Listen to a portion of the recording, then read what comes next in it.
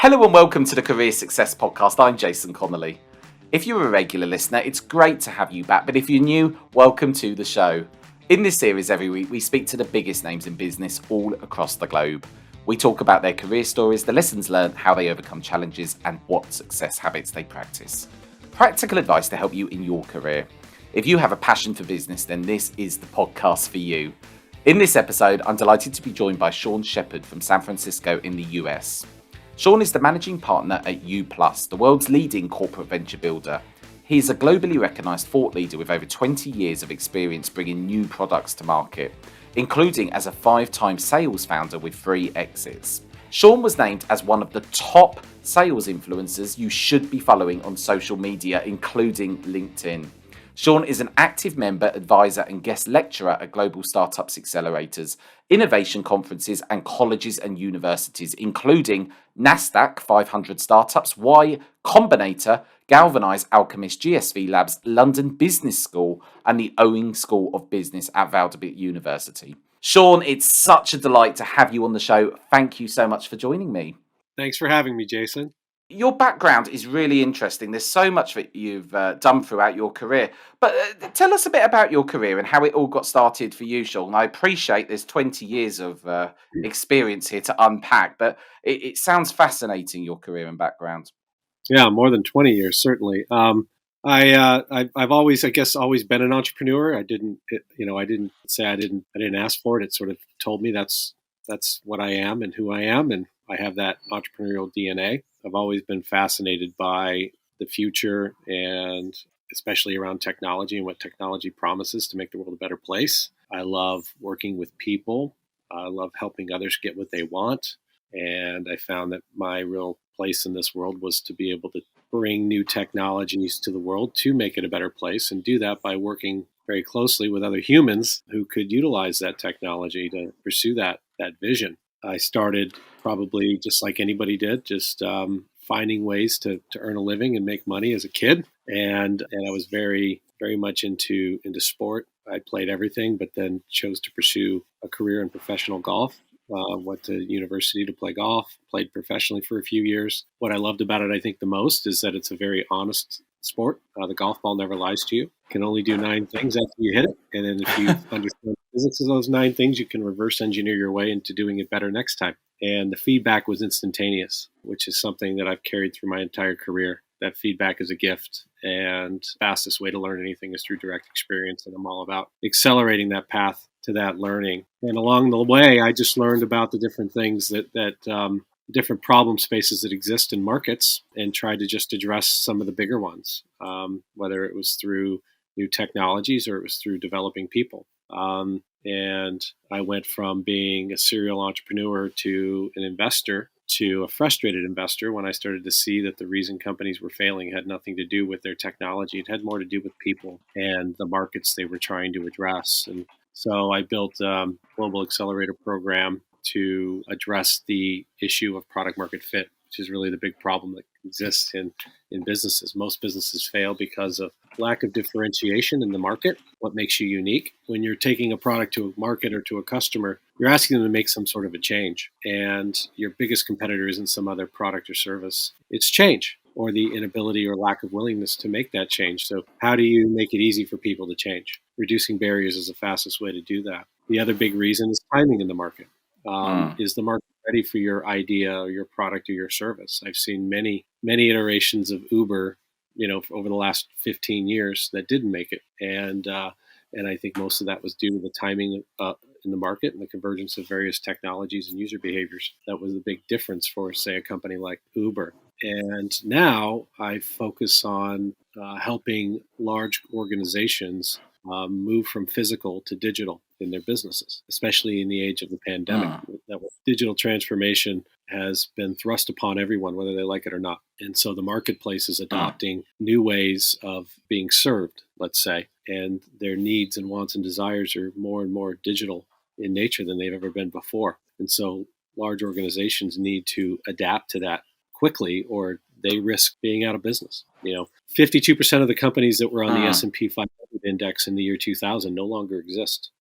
People like Jeff Bezos, who founded the most valuable company in the world, is worried about whether or not Amazon will even be in business in 10 years because things change so quickly. And if we're not adapting to the needs of the marketplace, we're going to die a very slow and public death for a large organization, and probably a quick and painless one if you're a startup. So my focus is around the idea of taking something someplace new. How, because you've obviously evolved a lot over the years, and you're still at the very much the forefront of what you're doing. How have you made sure that you've always kept current and kind of abreast with what's changing in the business world? How have you not got left behind? Because if anything, you seem to be on an upward trajectory, moving very fast.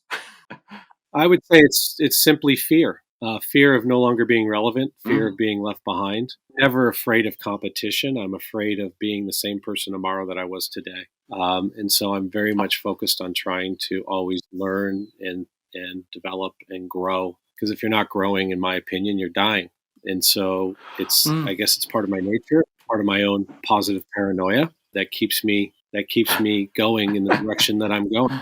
But I'm also very much excited by the promise of the future. And so I very much stay in a vision sort of state. What's the world going to look like in 5 years or 10? Or what's the new trends that are emerging in the market that could be capitalized on? Every new change or every new technology brings a whole new set of problems and challenges with it. And we don't really see those until we actually start making that change. And so then that creates a whole new opportunity to improve and iterate on those things as well. It's really interesting. I think especially what you say about the fear of getting left behind. I think that's the way my mind kind of works as well. I always want to be at the forefront of what's going on, not at the back of the queue. Kind of what's been the sort of, you've obviously had a fantastic career, and when you started, was it quite a quick trajectory? Or I'm guessing you've learned a lot of hard lessons along the way as well throughout your career. It seems that you've not got to this place where you are without learning a lot. Yeah, I mean, I'm a big believer that there's no winning and losing. There's only winning and learning. And it wasn't a quick trajectory by any stretch. People only see the end and they think that that's some sort of overnight success story and that it's a smooth, simple, up and to the right hockey stick sort of a trajectory. That's not it at all. It's a mess, and it's very confusing and it's very chaotic. And those that are curious enough and persistent enough to work their way through the chaos to find order are the ones that tend to win.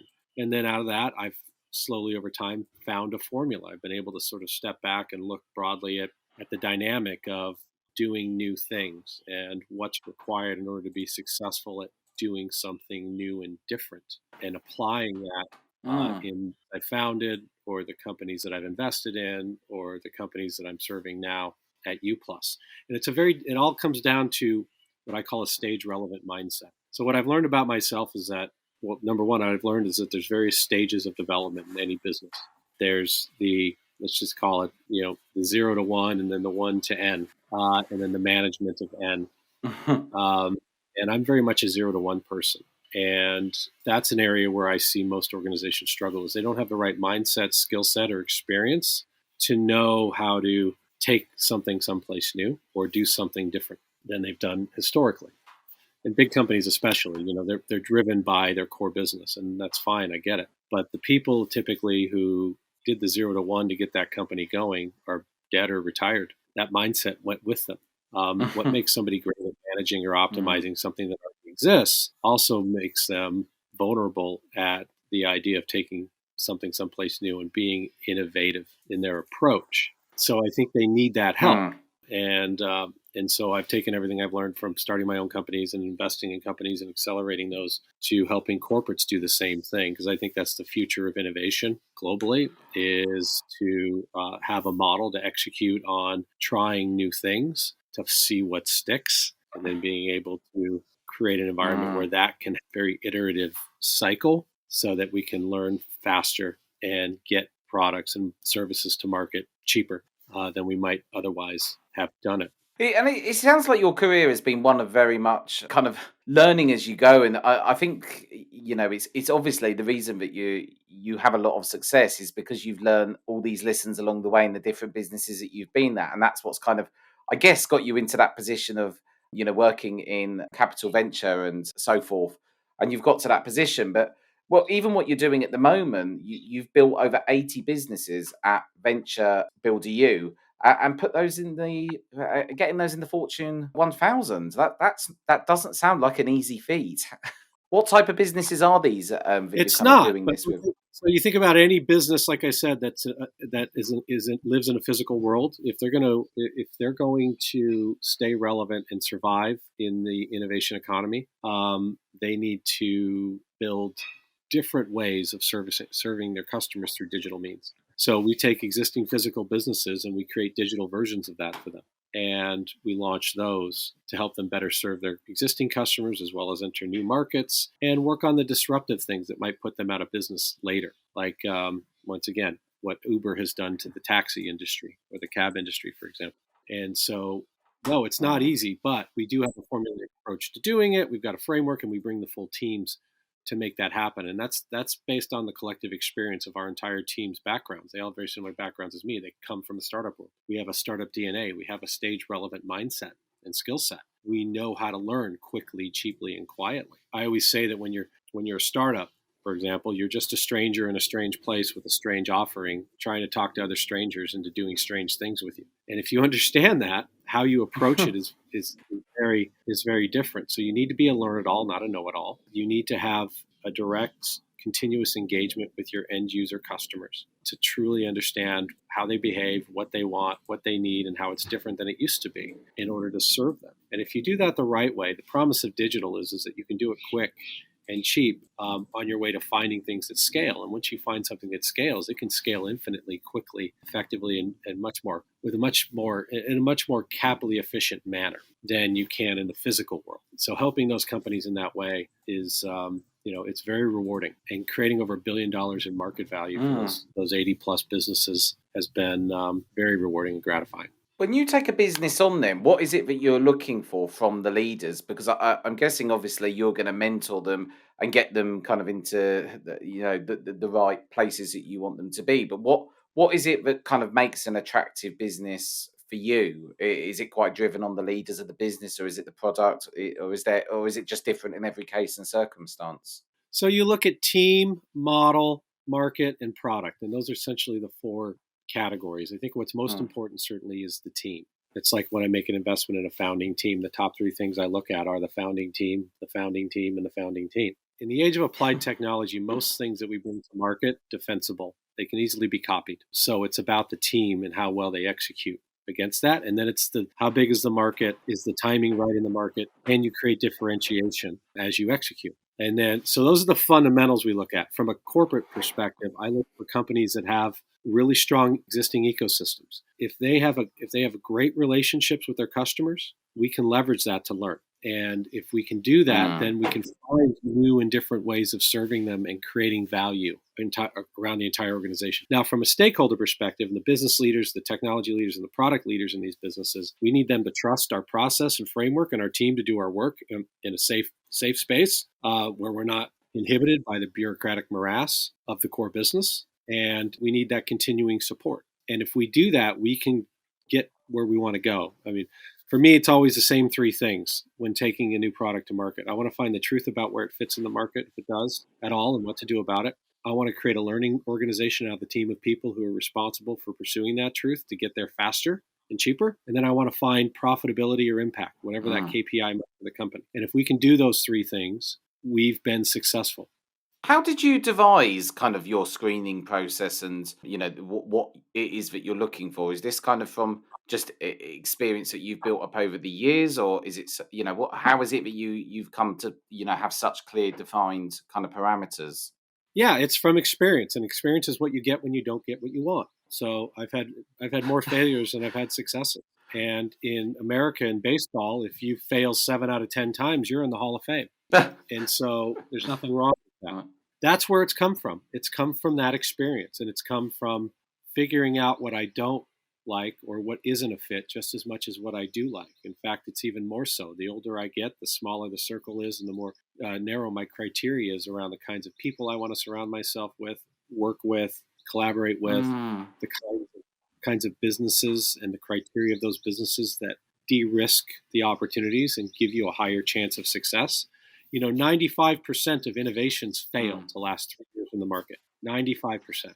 Our failure rate is below 20%. And it's because we pick the right teams and we have a model that allows us to learn fast and cheap what works and what doesn't, We can kill things before too much money is invested in them.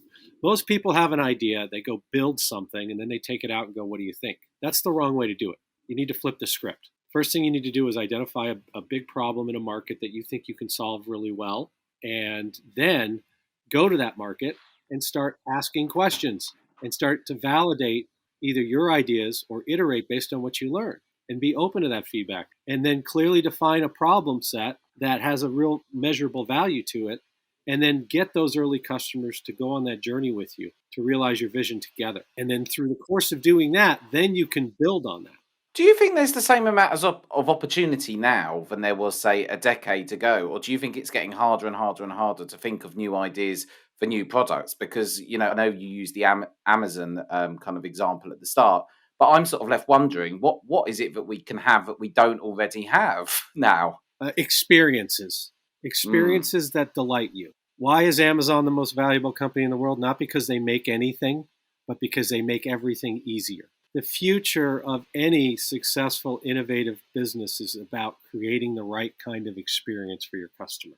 And stop as a company. I do agree with you there. No, but the whole point is that in the innovation economy, things change almost every day. And if we're not out in front of the way our customers think and act and feel and responding to that, then someone is going to replace us.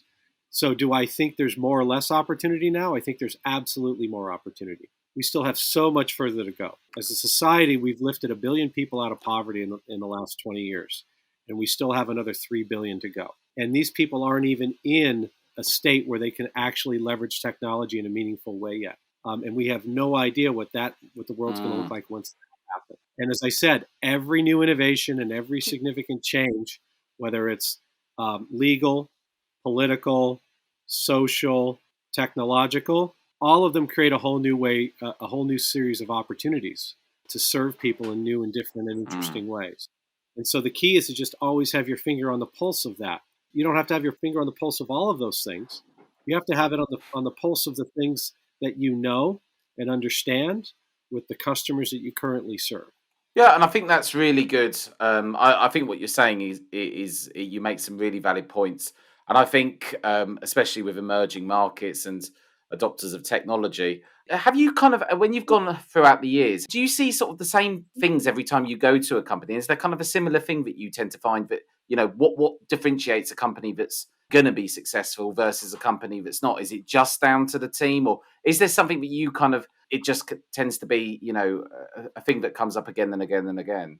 Yeah, I always look to my favorite business book by Jim Collins called Built to Last, which analyzes the most sustainably successful companies over the last 50 years or so, and the commonalities there. And it starts with the team, and it starts with a team that can be honest with each other, that trusts each other, that challenges each other, that doesn't take things personally in the process, doesn't play politics, and is constantly driving itself to be better. And it creates that kind of a culture.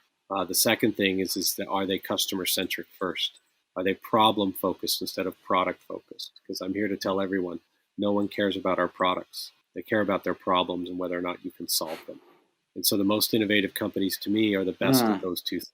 Fine. And what advice would you give to people starting out in the sales industry? Obviously, you've been named as one of the top sales influencers that you should be following on social media. What an accolade to have! What advice would you give to people starting out in the sales industry, or people wanting to get to the level of prestige that you've got to in the sales arena? Yeah, so I would say there are about 4 or 5 areas that every sales professional needs to continuously develop, regardless of age or product or market or service. The first is mindset. You need to have a growth mindset. You need to be a learn-it-all and not a know-it-all. You need to be persistently curious and humble in your approach. You need to understand that the whole reason you exist is to help others get what they want, and be wholly focused on that. The second is to have a sound business acumen. If you're in sales, especially in business-to-business sales, which is where the most successful salespeople end up, you need to understand how business models work and why your customers are in business to begin with. So don't just understand your customer, understand your customer's customer. Find a way to create subject matter expertise. And don't just look at your customer as somebody who can buy from you. Understand who they are, what their role is, how they're measured, how they think and feel. And spend the time to do that. 80% of them don't. and it's reflected in how they talk and message when they're in the sales process. The third is market act. How quickly can you become a subject matter expert, thought leader, or industry expert in a given segment based on the product and market that you're selling into? If you're selling into financial services, you should become a financial services industry expert. When I first got into sales, I used to get in trouble all the time for not making the appropriate number of dials and the appropriate number of phone calls because I was spending my time doing research. I was reading quarterly reports and annual reports of my customers and listening to and watching and reading interviews with the CEO about where they want to go the next 5 years, and then doing my best to connect the dots between what I provide to them and that strategy or that vision, because that's where the value is created. Don't tell people what you do. Tell them what you do for them. It's a big difference. And then the other two things are communication skills. Constantly work on your communication skills. I'll give a wonderful example is I absolutely abhor filler words. When I hear someone say like 10 times and it has no context in a sentence, it drives me up the wall. Or they use things like or something like that to connect words. Reduce the filler words. Become a great orator. Become a great listener, active listener, because that's where you're going to learn the most. Become an amazing presenter. Pay attention to tonality and eye contact and posture and body language, things that build confidence in your prospects, because you are a stranger. And when you're a stranger, you have to build credibility and establish trust. The last one is emotional quotient, EQ.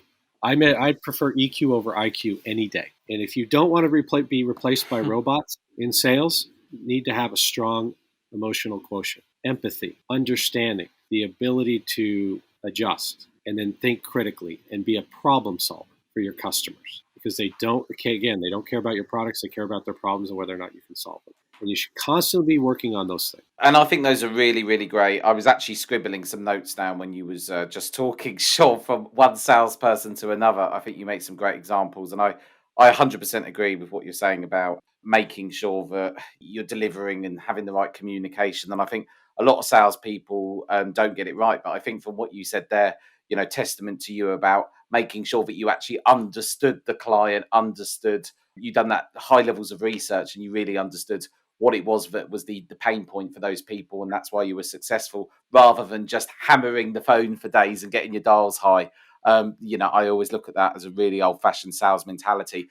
Get to the current day. It's not just about sweet talking someone on the phone and being good at talking and being nice. So I love that. I think that's a really good set of rules there, and I'm sure lots of people will find it helpful. What's next for you then? It sounds like things are evolving quickly. What's next in the world of Sean Sheppard and happening over the next year for you? Well, it's growing U+. I recently acquired a 50% stake in the company, and I see the future of corporate innovation being in the portfolio-based approach towards venture building. And so I'm now wholly focused on educating the market on this approach, building and coaching and mentoring an amazing team of people to support our clients, and looking at ways to grow the business, whether it's through revenue growth, but also through additional acquisitions. Really interesting. Sean, if people want to find out more about you or U+, where can they go to?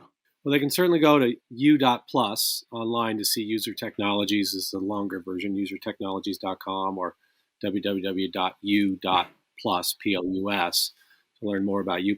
They can connect with me or follow me on LinkedIn or Twitter or Instagram at Sean A. Sheppard. Sean, thank you so much for your time. I think it's been so fascinating to hear about your career, all about your sales background, and I think you've given some really great practical advice I think people are going to find really helpful. So thank you so much for sparing your time and coming on this show. It's my pleasure, Jason. Anytime. That was Sean Sheppard from San Francisco. I'm Jason Connolly. This is the Career Success Podcast. Until next time, goodbye.